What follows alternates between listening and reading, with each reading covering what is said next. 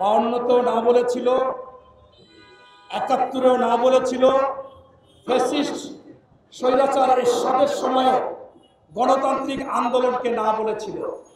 এবং ওই আওয়ামী ফ্যাসিস্ট আন্দোলনেও 15 সাল থেকে আবার না বলেছিল, কেউ বলেছিল লুঙ্গির তলে চলে গেছে।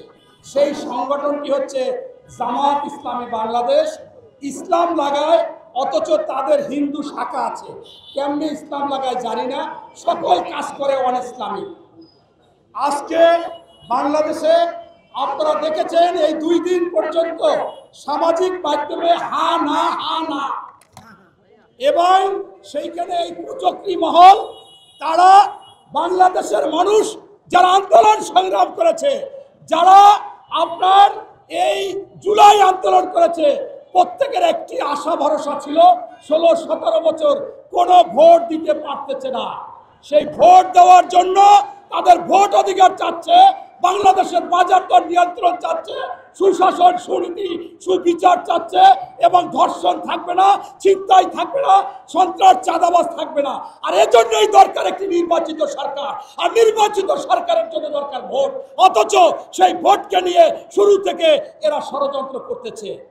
আপনারা দেখেছেন গতকালকে রাত্রে ফ্যাসিস্ট আওয়ামী লীগের মতো আচরণ করেছে। জামাতের নায়েবে আমির আব্দুল্লাহ তাহের বলে রাত্রের মধ্যেই প্রজ্ঞাপন দিতে হবে, কালকে দিলেও হবে না। আরে বাবা, রাত্র তো পোষাইছে, সকালও হয়েছে। এর আগে তো পিয়ার করে মাথা খারাপ করে ফেলেছেন যে পিয়ার বাংলাদেশে দরকার ছিল না। তাই আমি স্পষ্টভাবে বলতে চাই, আপনাদের জনগণ চিনে গেছে, পূজা আসার পরে বাকিটা চিনেছে। পূজা না আসলে বোঝা যেত না যে আপনারা ইসলাম বলেন। এই আপনাদের ইমানের চাইতে ভোট এবং ক্ষমতা আপনাদের কাছে বেশি লোভনীয়, এটা হচ্ছে স্পষ্ট। তাই আমি বলবো, বাংলাদেশে নির্বাচনের কোনো বিকল্প নেই, নির্বাচন আগে হতে হবে। গণভোট বিএনপি সবসময় সমর্থন করে।